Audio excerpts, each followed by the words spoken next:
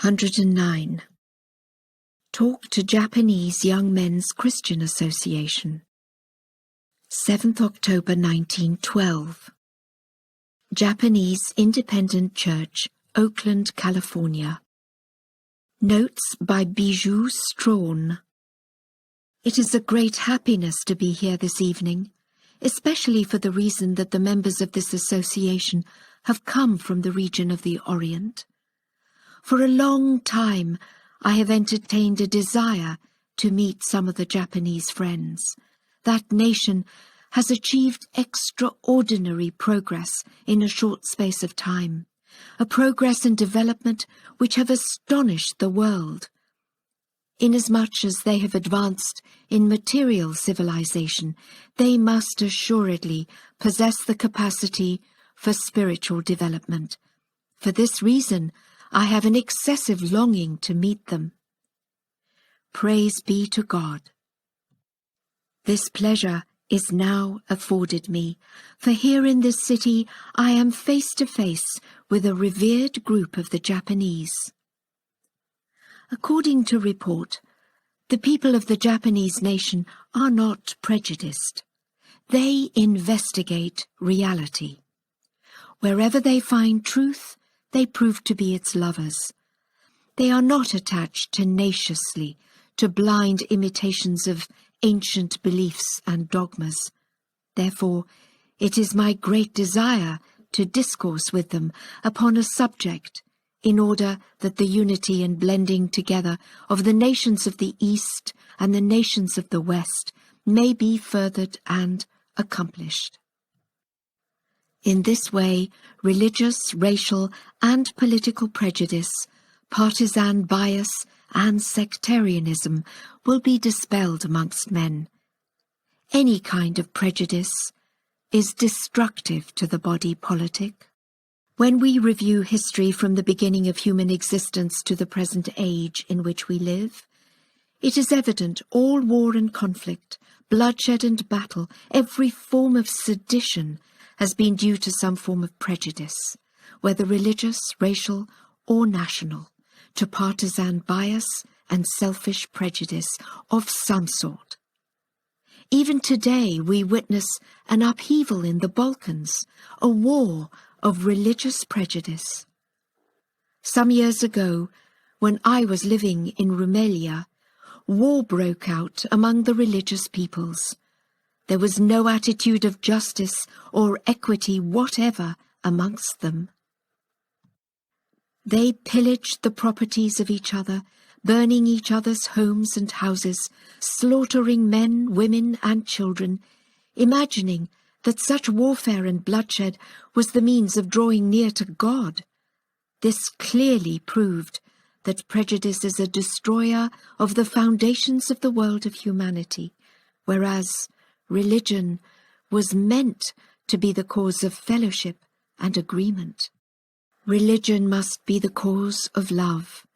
Religion must be the cause of justice, for the wisdom of the manifestations of God is directed toward the establishing of the bond of a love which is indissoluble.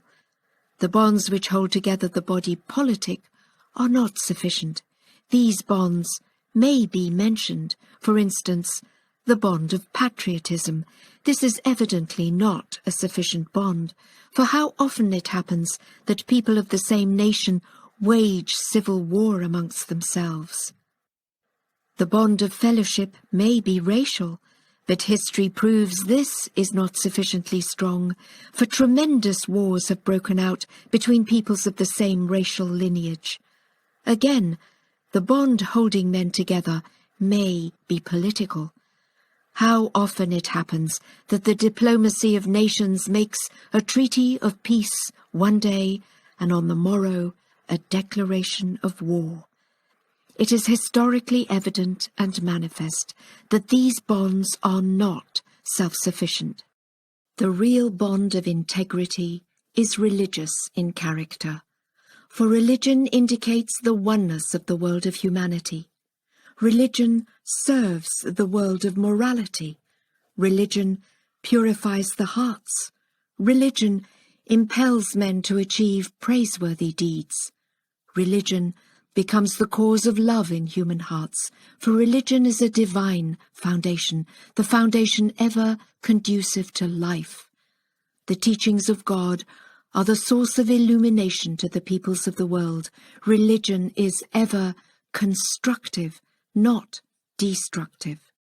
The foundation of all the divine religions is one. All are based upon reality.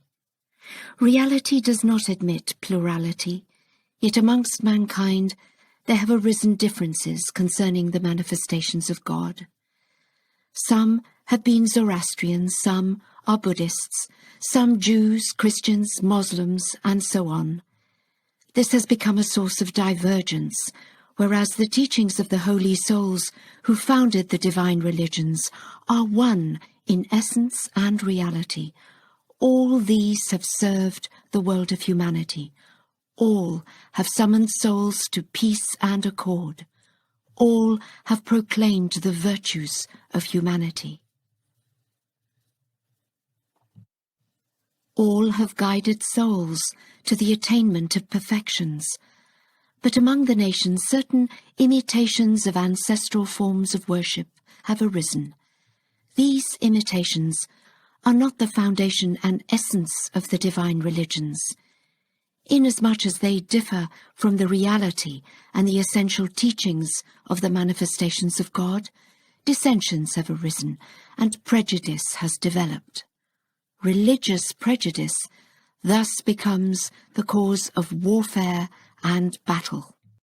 If we abandon these time-worn, blind imitations and investigate reality, all of us will be unified.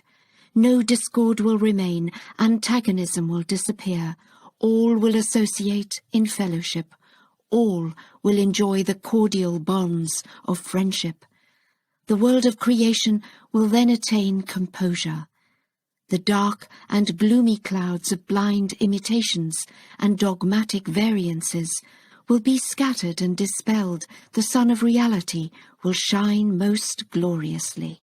Verily, we should consider the divine prophets as the intermediaries, but mankind has made use of them as causes of dissension and pretexts for warfare and strife. In reality, they were the intermediaries of love and reconciliation. If they were not the sources of love and fellowship amongst men, then undoubtedly they were not true. For the divine wisdom and purpose in sending the prophets was the manifestation of love in human hearts. Therefore, we must investigate reality. First of all, let us determine whether these prophets were valid or not by using rational proofs and shining arguments, not simply by quoting traditional evidence, because traditions are divergent and the source of dissension. Among the holy divine manifestations of God was Moses. The sending of prophets has ever been for the training of humanity. They are the first educators and trainers. If Moses has developed the body politic, there is no doubt that he was a true teacher and educator. This will be proof and evidence that he was a prophet. We shall consider how he was sent to the children of Israel when they were in the abyss of despair, in the lowest degree of ignorance and heedlessness, degraded and under conditions of bondage. Moses rescued these degraded people of Israel from that state of bondage. He raised them from that condition of ignorance, saved them from barbarism, and led them into the Holy Land. He educated them, endowed them with sagacious instincts, made them worthy and honorable. He civilized them, raised them to a higher plane of existence, until they were enabled to establish a national sovereignty, the great kingdom of Solomon. This proves that Moses was a teacher and an educator. He had neither army nor dominion, neither did he possess wealth. It was only through an idealistic power that he cemented them together, proving that he was a prophet of God, an educator and trainer. Likewise must we set aside prejudice in considering other divine educators by investigating reality. For instance, let us take Christ. He achieved results greater than Moses. He educated the body politic, trained mighty nations. There is no doubt whatever that such souls were prophets, for the mission of prophethood is education, and these wondrous souls trained and educated mankind. Christ was a unique personage, without helper or assistant. Single and solitary, he arose to train great and mighty nations. The Romans, Greeks, Egyptians, Syrians, Chaldeans, and Assyrians came under his influence. He was able to bind together many nations, melding them together, as it were, and pouring them into one mould, changing their enmity into love, war into peace. Under his influence, satanic souls became veritable angels, tyrannical rulers became just. The human moral standard was raised. This proves that Christ was an educator, a teacher and trainer of nations. If we deny this, it is naught but injustice. Blessed souls, whether Moses, Jesus, Zoroaster, Krishna, Buddha, Confucius, or Mohammed, were the cause of the illumination of the world of humanity. How can we deny such irrefutable proof? How can we be blind to such light? How can we dispute the validity of Christ? This is injustice. This is a denial of reality. Man must be just. We must set aside bias and prejudice. We must abandon the imitations of ancestors and forefathers. We ourselves must investigate reality and be fair in judgment. The old nation of Persia denied these facts, harboring the utmost hatred and enmity toward other religious beliefs besides their own. We have investigated reality and found that these holy souls were all sent of God. All of them have sacrificed life, endured ordeals and tribulations in order that they might educate us. How can such love be forgotten? The light of Christ is evident.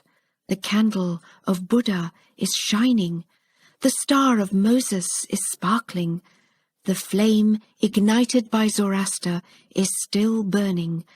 How can we deny them? It is injustice. It is a denial of complete evidence. If we forsake imitations, all will become united, and no differences will remain to separate us. We entertain no prejudice against Mohammed. Outwardly, the Arabian nation was instrumental in overthrowing the Parsi dominion, the sovereignty of Persia. Therefore, the old Parsi nation manifested the utmost contempt toward the Arabs. But we deal justly and will never abandon the standard of fairness. The Arabians were in the utmost state of degradation. They were bloodthirsty and barbarous, so savage and degraded that the Arabian father often buried his own daughter alive. Consider, could any barbarism be lower than this? The nation consisted of warring, hostile tribal peoples inhabiting the vast Arabian peninsula, and their business consisted in fighting and pillaging each other, making captive women and children, killing each other. Mohammed appeared among such a people. He educated and unified these barbarous tribes, put an end to their shedding of blood. Through his education, they reached such a degree of civilization that they subdued and governed continents and nations. What a great civilization was established in Spain by the Muslims. What a marvelous civilization was founded in Morocco by the Moors. What a powerful caliphate or successorship was set up in Baghdad. How much Islam served and furthered the cause of science. Why then should we deny Mohammed? If we deny him, we awaken enmity and hatred. By our prejudice, we become the cause of war and bloodshed. For prejudice was the cause of the tremendous storm which swept through human history for 1,300 years and still continues. Even now, in the Balkans, a commotion is apparent, reflecting it. The Christian people number nearly 300 millions, and the Muslims about the same. It is no small task to do away with such numbers. And furthermore, why should they be obliterated? For these are all servants of the one God. Let us strive to establish peace between Christians and Muslims. Is it not better? What is the benefit of war? What is its fruitage? For 1,300 years there has been warfare and hostility. What good result has been forthcoming? Is it not folly? Is God pleased with it? Is Christ pleased? Is Mohammed? It is evident that they are not. The prophets have extolled each other to the utmost.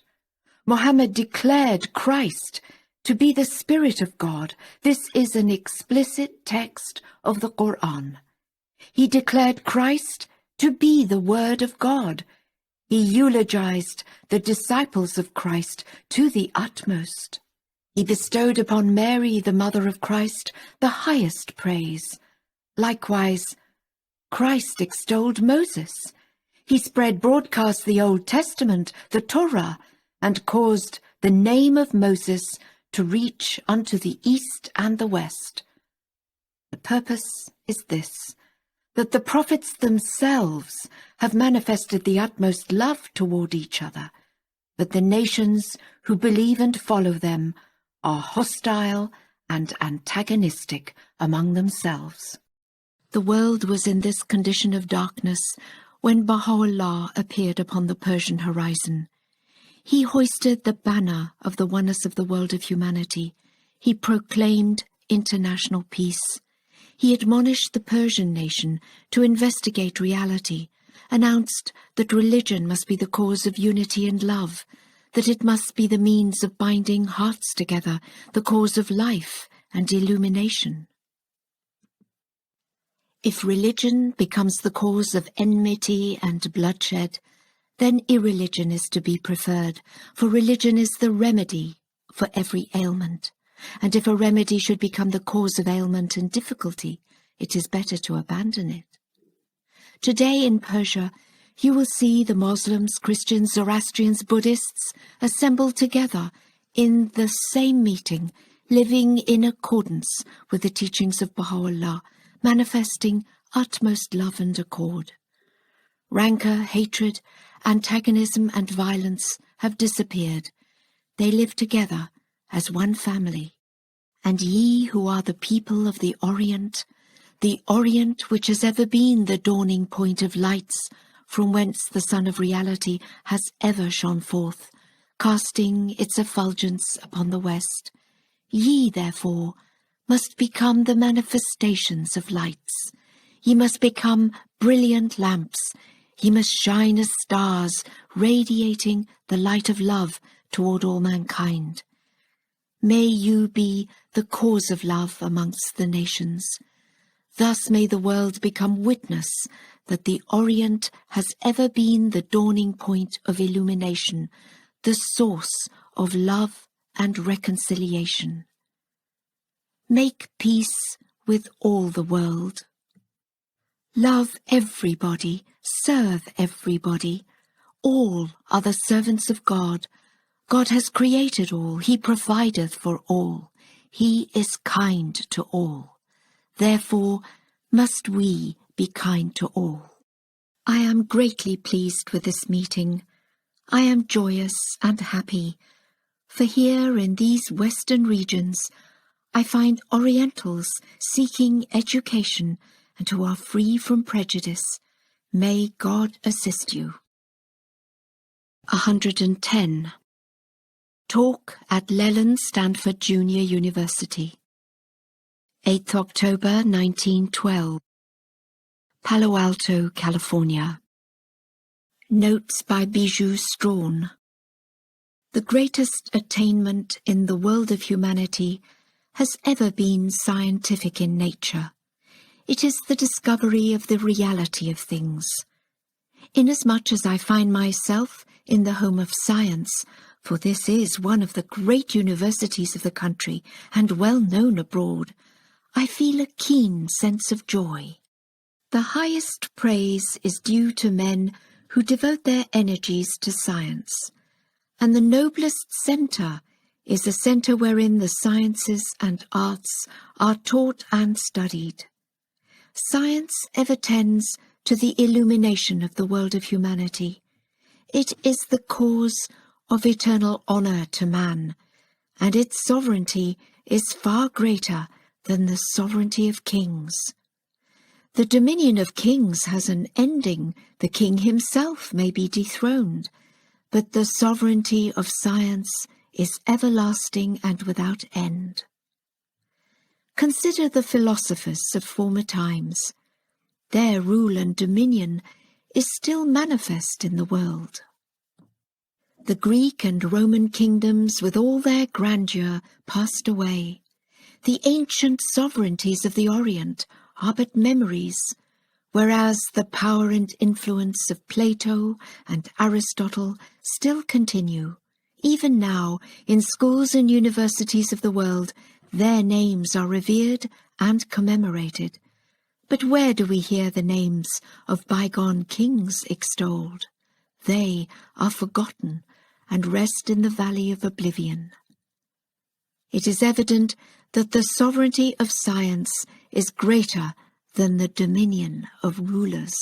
Kings have invaded countries and achieved conquest through the shedding of blood, but the scientist, through his beneficent achievements, invades the regions of ignorance, conquering the realm of minds and hearts. Therefore his conquests are everlasting. May you attain extraordinary progress in this center of education.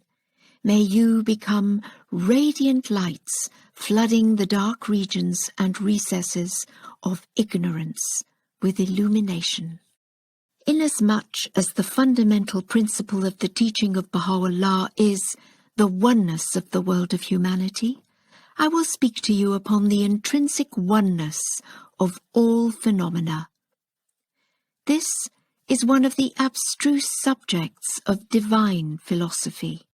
Fundamentally, all existing things pass through the same degrees and phases of development, and any given phenomenon embodies all others.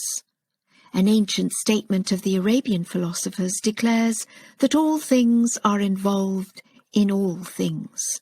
It is evident that each material organism is an aggregate expression of single and simple elements, and a given cellular element or atom has its coursings or journeyings through various and myriad stages of life.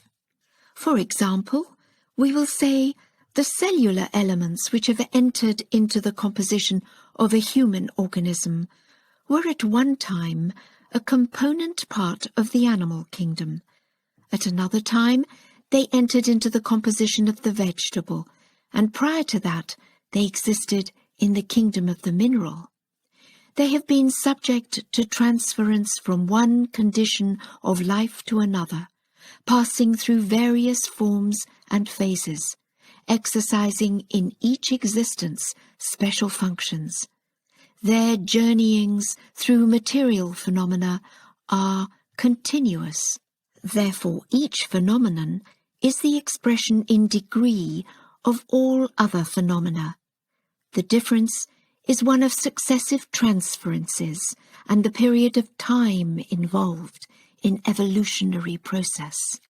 For example, it has taken a certain length of time for this cellular element in my hand to pass through the various periods of metabolism. At one period, it was in the mineral kingdom, subject to changes and transferences in the mineral state. Then, it was transferred to the vegetable kingdom, where it entered into different grades and stations. Afterward, it reached the animal plane, appearing in forms of animal organisms, until finally, in its transferences and coursings, it attained to the kingdom of man. Later on, it will revert to its primordial elemental state in the mineral kingdom, being subject, as it were, to infinite journeyings from one degree of existence to another, passing through every stage of being and life. Whenever it appears in any distinct form or image, it has its opportunities, virtues, and functions. As each component, atom, or element in the physical organisms of existence is subject to transference through endless forms and stages, possessing virtues peculiar to those forms and stages, it is evident that all phenomena of material being are fundamentally one. In the mineral kingdom, this component, atom, or element possesses certain virtues of the mineral. In the kingdom of the vegetable, it is imbued with vegetable qualities or virtues.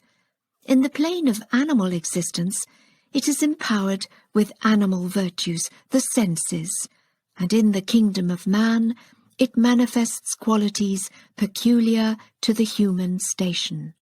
As this is true of material phenomena, how much more evident and essential it is that oneness should characterize man in the realm of idealism, which finds its expression only in the human kingdom. Verily, the origin of all material life is one, and its termination likewise one.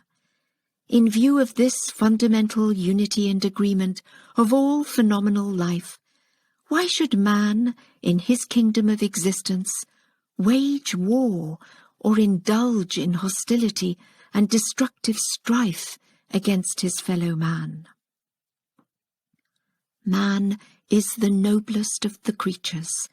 In his physical organism, he possesses the virtues of the mineral kingdom. Likewise, he embodies the augmentative virtue or power of growth, which characterizes the kingdom of the vegetable. Furthermore, in his degree of physical existence, he is qualified with functions and powers peculiar to the animal, beyond which lies the range of his distinctive human, mental, and spiritual endowment. Considering this wonderful unity of the kingdoms of existence and their embodiment in the highest and noblest creature, why should man be at variance and in conflict with man? Is it fitting and justifiable that he should be at war when harmony and interdependence characterize the kingdoms of phenomenal life below him? The elements and lower organisms are synchronized in the great plan of life. Shall man, infinitely above them in degree, be antagonistic and a destroyer of that perfection? God forbid such a condition. From the fellowship and commingling of the elemental atoms, life results. In their harmony and blending, there is ever newness of existence. It is radiance, completeness. It is consummation.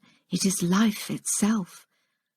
Just now, the physical energies and natural forces which come under our immediate observation are all at peace.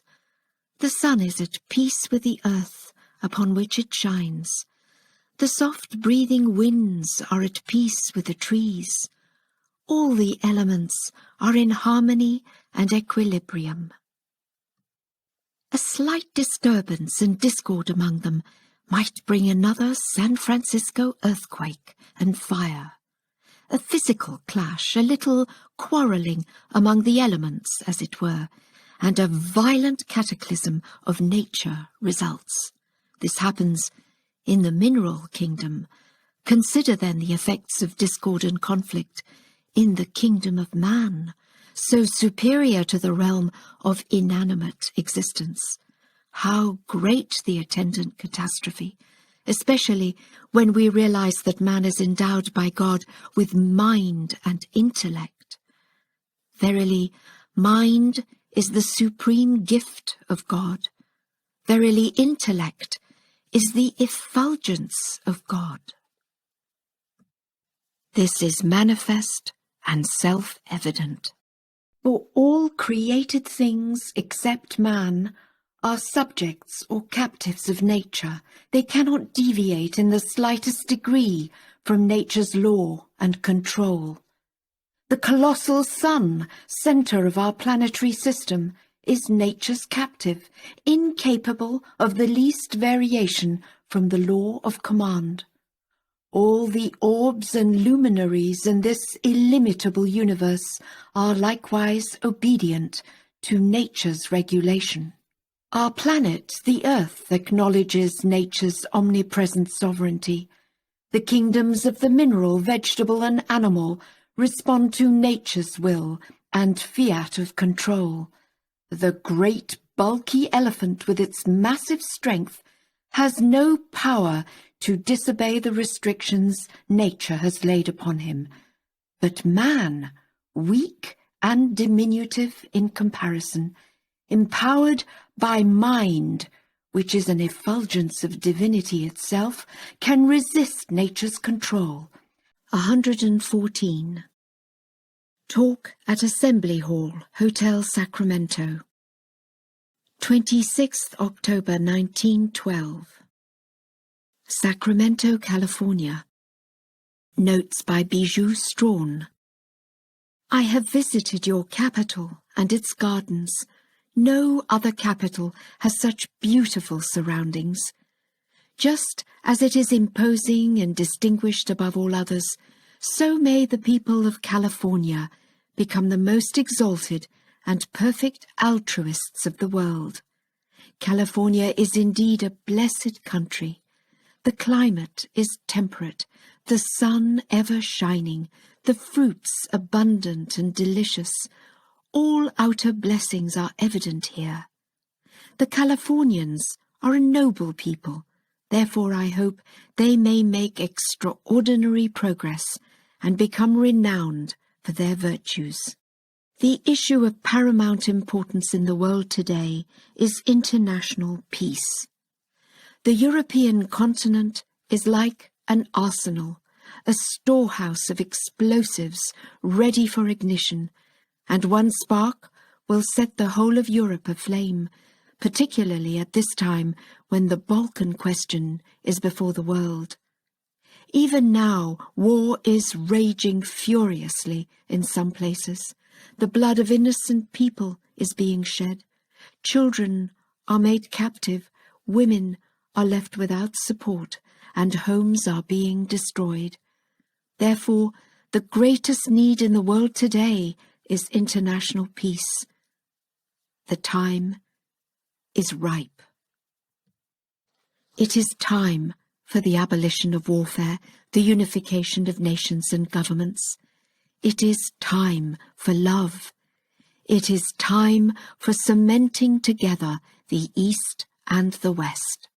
Inasmuch as the Californians seem peace-loving and possessed of great worthiness and capacity, I hope that advocates of peace may daily increase among them, until the whole population shall stand for that beneficent outcome.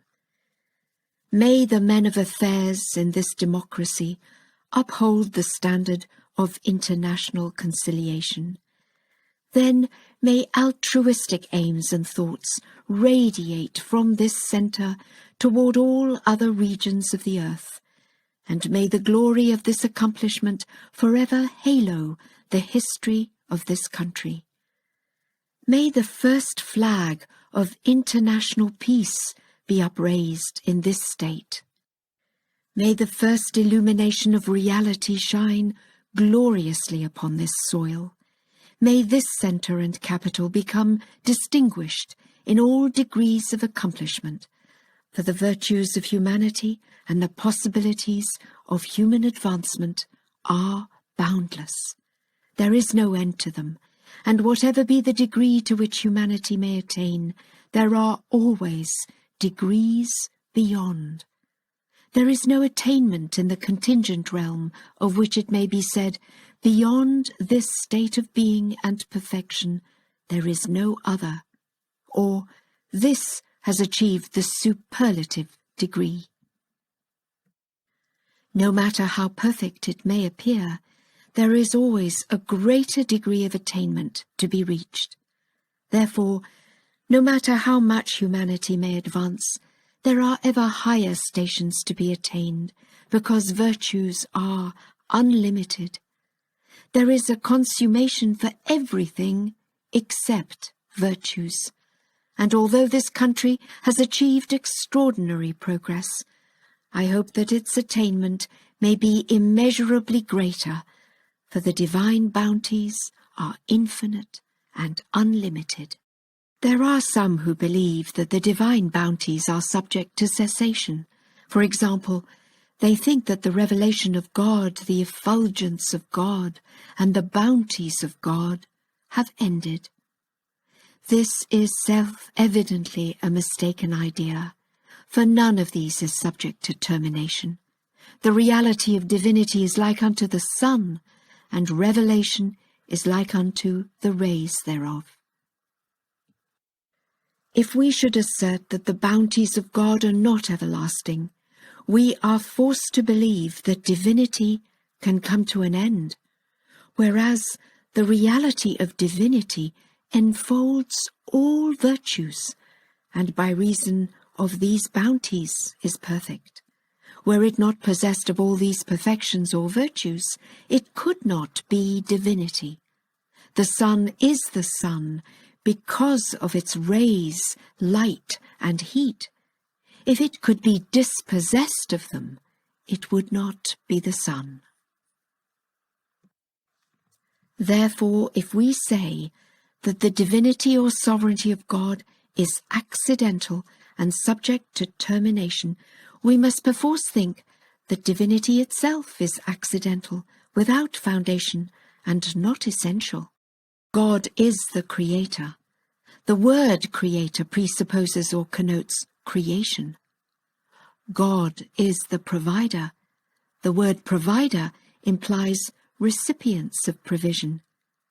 Another name for the Creator is the Resuscitator, which demands the existence of creatures to be resuscitated. If He be not the Provider, how could we conceive of creatures to receive His bounty? If He be not the Lord, how could we conceive of subjects? If He be not the Knower, how could we conceive of those known? If we should say that there was a time in past ages when God was not possessed of His creation, or that there was a beginning for the world, it would be a denial of creation and the Creator. Or, if we should declare that a time may come when there will be a cessation of divine bounties, we should virtually deny the existence of divinity. It is as though man should conceive of a king without a country, army, treasury, and all that constitutes sovereignty or kingdom. Is it possible to conceive of such a sovereign? A king must be possessed of a dominion, an army, and all that appertains to sovereignty, in order that his sovereignty may be a reality. It is even so with the reality of divinity, which enfolds all virtues. The sovereignty thereof is everlasting, and the creation thereof is without beginning and without end. Among the bounties of God is revelation. Hence, revelation is progressive and continuous. It never ceases. It is necessary that the reality of divinity, with all its perfections and attributes, should become resplendent in the human world.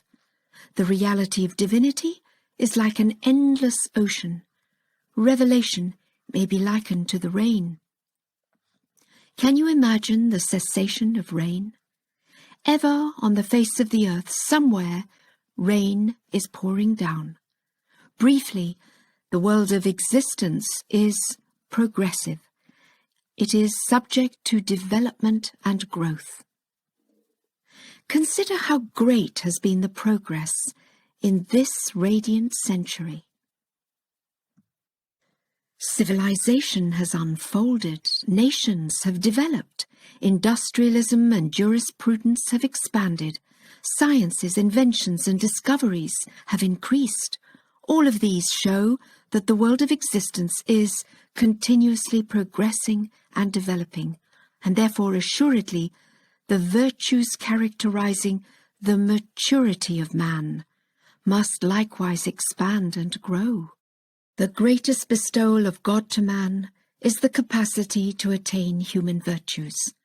Therefore, the teachings of religion must be reformed and renewed, because past teachings are not suitable for the present time. For example, the sciences of bygone centuries are not adequate for the present, because sciences have undergone reform. The industrialism of the past will not ensure present efficiency, because industrialism has advanced. The laws of the past are being superseded because they are not applicable to this time.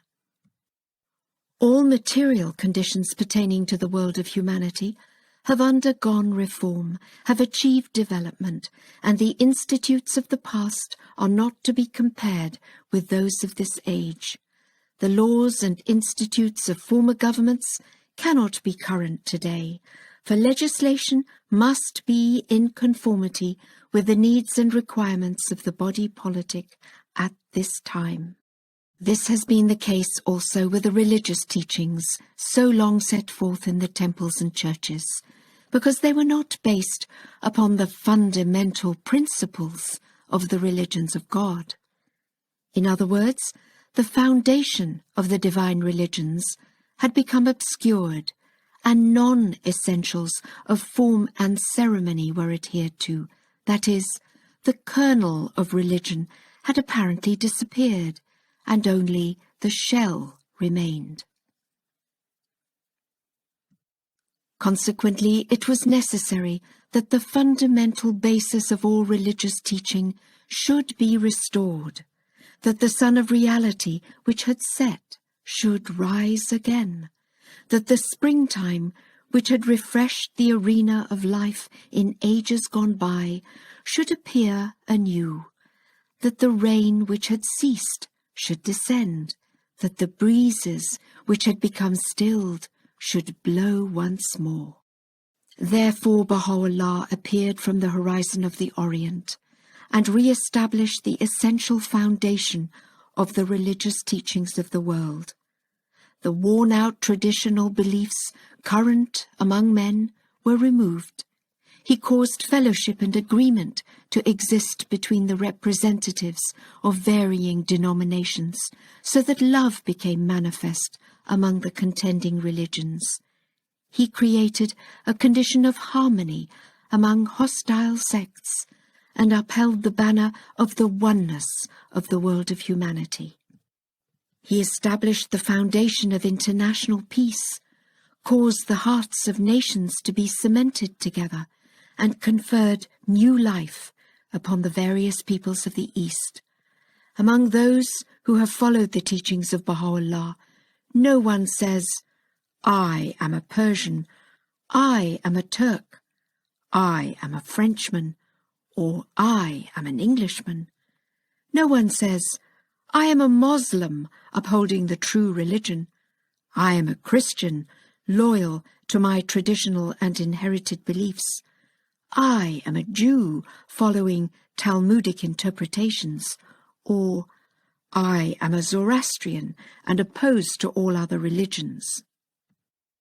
On the contrary, all have been rescued from religious, racial, political, and patriotic prejudices, and are now associating in fellowship and love, to the extent that if you should attend one of their meetings, you would be unable to observe any distinction between Christian and Muslim, Jew and Zoroastrian, Persian and Turk, Arab and European, for their meetings are based upon the essential foundations of religion, and real unity has been established among them.